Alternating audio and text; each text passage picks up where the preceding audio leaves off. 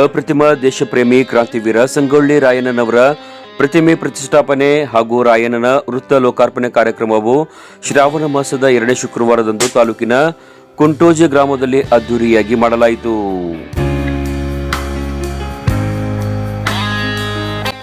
ಕಾರ್ಯಕ್ರಮಕ್ಕೂ ಮುನ್ನ ಮುದ್ದೇಬಿಹಾಳ್ ಪಟ್ಟಣದ ಕನಕದಾಸ ಶಾಲೆಯಿಂದ ಕುಂಟೋಜಿ ಗ್ರಾಮದವರೆಗೆ ಸಂಗೊಳ್ಳಿ ರಾಯಣ್ಣನವರ ಪ್ರತಿಮೆಯ ಭವ್ಯ ಮೆರವಣಿಗೆಯನ್ನ ಮಾಡಲಾಯಿತು. ಈ ಮೆರವಣಿಗೆಯಲ್ಲಿ ಸುಮಂಗಲಿಯರು ಪೂರ್ಣಕುಂಭ ಹೊತ್ತು ಸಾಗಿದರೆ ರಾಯಣ್ಣನ ಭಕ್ತರು ಡೊಳ್ಳ ಮೇಳದೊಂದಿಗೆ ಸಡಗರದಿಂದ ಕ್ರಾಂತಿ ವೀರನನ್ನ ಬರಮಾಡಿಕೊಂಡರು.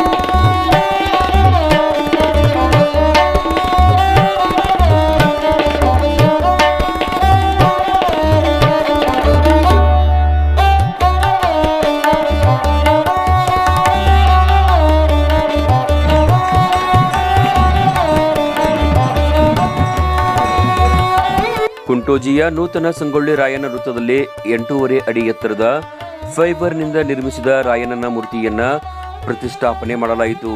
ತಿಂತನೆ ಕನಕ ಗುರುಪೀಠದ ಶ್ರೀ ಸಿದ್ದರಾಮಾನಂದ ಮಹಾಸ್ವಾಮಿಗಳು, ಸರೂರು ಅಗತೀರ್ಥದ ಶ್ರೀ ರೇವಣಸಿದ್ದೇಶ್ವರ ಶಾಂತಮಯ್ಯ ಮಹಾಸ್ವಾಮಿಗಳು, ಹಾಲುಮತ ಗುರುಪೀಠದ ಶಿವಕುಮಾರ ಮಹಾಸ್ವಾಮಿಗಳು, ಹದಡಿ ಚಂದ್ರಗಿರಿ ಮಠ ವಿದ್ಯಾವರಣ್ಯ ಯುಗೇಶ್ವರ ಆಶ್ರಮದ ಶ್ರೀ ಮುರಳೀಧರ ಮಹಾಸ್ವಾಮಿಗಳು ಪುಷ್ಪಾರ್ಚನೆ ಮಾಡುವ ಮೂಲಕ ಮೂರ್ತಿ ಪ್ರತಿಷ್ಠಾಪನೆಯನ್ನ ನೆರವೇರಿಸಿದರು.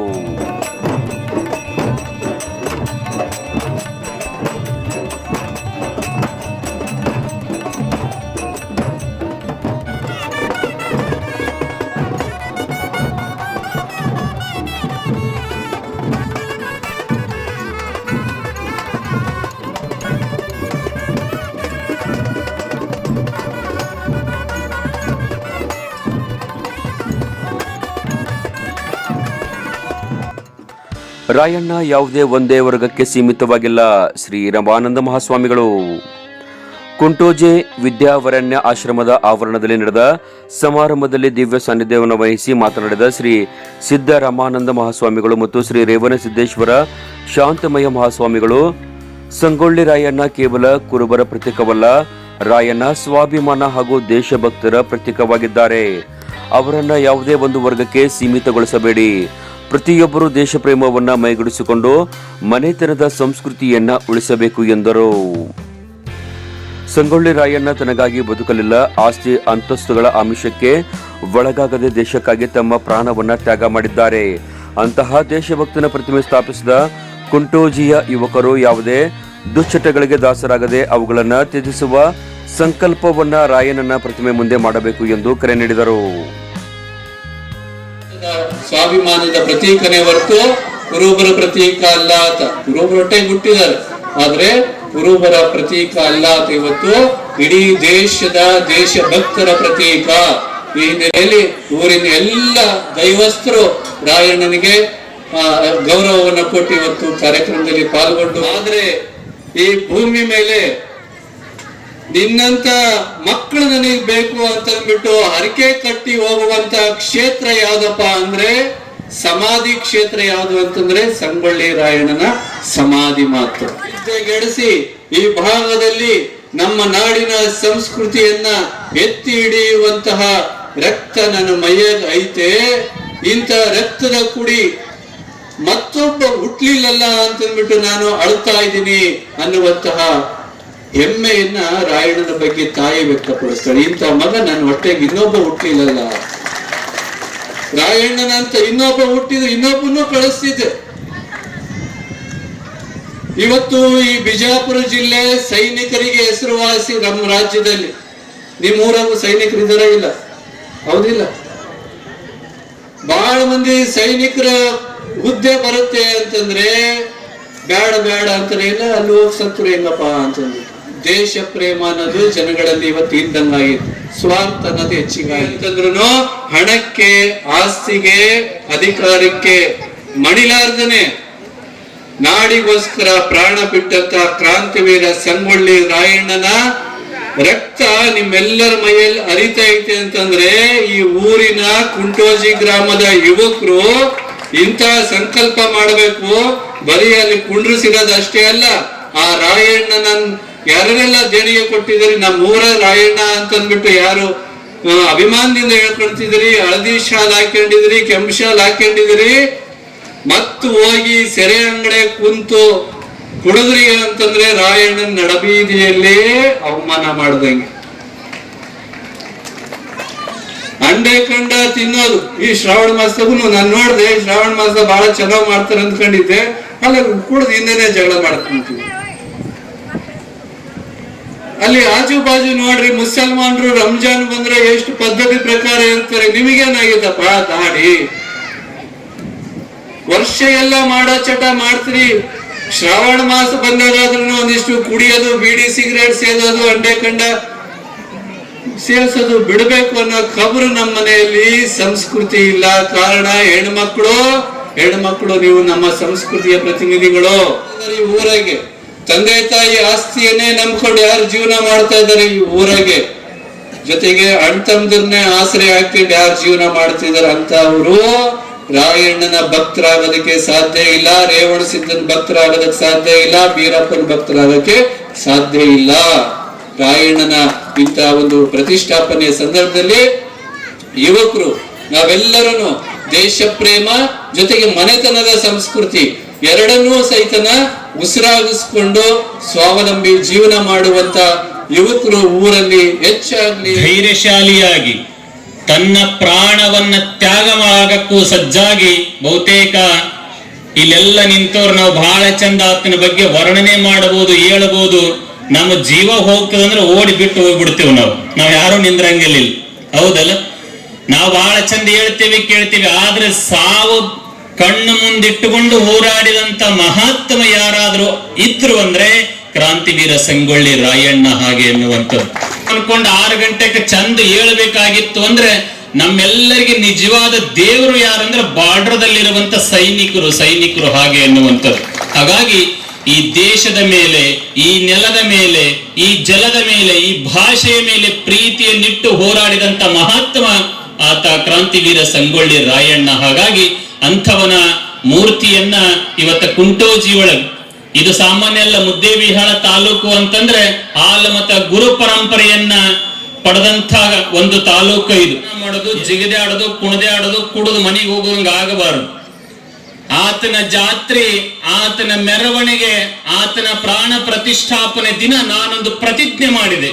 ಏನು ಪ್ರತಿಜ್ಞೆ ಮಾಡಿದೆ ಅಂತಂದ್ರೆ, ಎಂದ ನಮ್ಮ ಕುಂಟೋಜಿ ಒಳಗ ಎಲ್ಲ ಪರಮ ಪೂಜ್ಯರ ಸಾನ್ನಿಧ್ಯದಲ್ಲಿ, ಎಲ್ಲ ಊರಿನ ಗುರು ಹಿರಿಯರ ಸನ್ನಿಧಾನದಲ್ಲಿ ಎಂದು ನಾವು ಸ್ಥಾಪನೆ ಮಾಡಿದೇವಲ್ಲ, ಅಂದಿನಿಂದ ನಾವು ಸಂಕಲ್ಪ ಮಾಡಿದೆ. ಏನು? ಗುಟ್ಕಾ ತಿನ್ನೋದು ಬಿಡ್ತಾ ಇದ್ದೇನೆ, ಶೆರೆ ಕುಡಿದನ್ನು ಬಿಡ್ತಾ ಇದ್ದೇನೆ. ಅದನ್ನ ಬಿಟ್ಟು ನೀವು ಬದುಕಿದ್ರಿ ಅಂದ್ರೆ ಈ ಕಾರ್ಯಕ್ರಮ ಮಾಡಿದ್ದಕ್ಕೂ ಸಾರ್ಥಕ ಆಗ್ತದೆ ಹಾಗೆ ಎನ್ನುವಂಥದ್ದು. ಅತಿ ಶೀಘ್ರದಲ್ಲಿ ಮುದ್ದೇಬಿಹಾಳ್ ಪಟ್ಟಣದಲ್ಲಿ ಕಂಚಿನ ರಾಯಣ್ಣನ ಪ್ರತಿಮೆ ಪ್ರತಿಷ್ಠಾಪನೆ ಸಮಾರಂಭವನ್ನು ಉದ್ಘಾಟಿಸಿ ಮಾತನಾಡಿದ ತಾಲೂಕಾ ಕುರುಬರ ಸಂಘದ ಅಧ್ಯಕ್ಷ ಸಮಾಜ ಸೇವಕ ಮಲ್ಲಿಕಾರ್ಜುನ ಮದ್ರಿ, ತಾಲೂಕಿನ ಹಲವು ಗ್ರಾಮಗಳಲ್ಲಿ ಸಂಗೊಳ್ಳಿ ರಾಯಣ್ಣನವರ ಪ್ರತಿಮೆಗಳು ಅನಾವರಣಗೊಂಡಿವೆ. ಅದೇ ರೀತಿ ಶೀಘ್ರದಲ್ಲೇ ಮುದ್ದೇಬಿಹಾಳ್ ಪಟ್ಟಣಕ್ಕೆ ರಾಯಣ್ಣನ ಕಂಚಿನ ಪ್ರತಿಮೆ ಬರಲಿದ್ದು ಕೆಲವೇ ತಿಂಗಳಲ್ಲೇ ವೃತ್ತ ಹಾಗೂ ಪ್ರತಿಮೆ ಲೋಕಾರ್ಪಣೆ ಮಾಡಲಾಗುತ್ತಿದೆ ಎಂದು ಘೋಷಣೆ ಮಾಡಿದರು. ತಾಲೂಕಿನಲ್ಲಿ ಇವತ್ತಿನವರೆಗೆ ಮೂರ್ತಿ ಸ್ಥಾಪನೆ ಆಗಿಲ್ಲ ಅಂತ ಜನ ಮಾತಾಡ್ತಾ ಇದ್ದಾರೆ. ಅದೇ ರೀತಿ ಈಗ ಮುದ್ದೇಬಿಹಾಳ ತಾಲೂಕದಲ್ಲಿ ಕೊಲ್ಲಾಪುರದಲ್ಲಿ ಮೂರ್ತಿ ರೆಡಿ ಆಗಿದೆ. ಇನ್ನು ಕೇವಲ 4-5 ದಿವಸದಲ್ಲಿ ಅತಿ ಒಂದು ವಿಜೃಂಭಣೆ ಮೆರವಣಿಗೆಯ ಮುಖಾಂತರ ಮುದ್ದೇಬಿಹಾಳಕ್ಕೆ ಪ್ರವೇಶ ಮಾಡಿಸ್ತಾ ಇದ್ದೀವಿ ಮೂರ್ತಿಯನ್ನು. ಆದರೆ ಒಂದು ತಿಂಗಳ ಅಥವಾ 2 ತಿಂಗಳಲ್ಲಿ ಒಂದು ದೊಡ್ಡ ಪ್ರಮಾಣದಲ್ಲಿ ಇಡೀ ತಾಲೂಕಿನ ಒಂದು ಜನರು ಕೂಡಿಕೊಂಡು ಆ ಮೂರ್ತಿಯನ್ನು, ಕಂಚಿನ ಮೂರ್ತಿ 9 ಫೂಟಿನ ಮೂರ್ತಿಯನ್ನು ಕೊಲ್ಲಾಪುರದಲ್ಲಿ, ಅಂದ್ರೆ ಅದು ಯಾಕೆ ಮೂರ್ತಿ ತಡ ಆಯ್ತಪ್ಪ ಅಂದ್ರೆ ನಮ್ಮ ಬೆಂಗಳೂರಿನಲ್ಲಿ ಆ ಒಂದು ಆನಂದರಾವ್ ಸರ್ಕಲ್ ಮೆಜೆಸ್ಟಿಕ್ ನಲ್ಲಿ ಏನು ಮೂರ್ತಿ ತಯಾರು ಮಾಡಿದಾನ ಅವನ ಕಡೆಯಿಂದನೇ ಮೂರ್ತಿ ಮಾಡ್ಬೇಕು ಅನ್ನೋ ಉದ್ದೇಶದಿಂದ 2-3 ವರ್ಷಗಳ ತಗೊಂಡು ಮೂರ್ತಿ ಮಾಡ್ಲಿಕ್ಕೆ ಒಂದು ಟೈಮ್ ತೆಗೆದುಕೊಂಡಕ್ಕ ಮೂರ್ತಿ ಲೇಟ್ ಆಗಿದೆ. ಅದಕ್ಕೆ ಈಗಾಗಲೇ ಎಲ್ಲಾ ಪೂರ್ಣಗೊಂಡು ಪಾಲಿಸು ಮುಗಿದು ಹೋಗಿದೆ.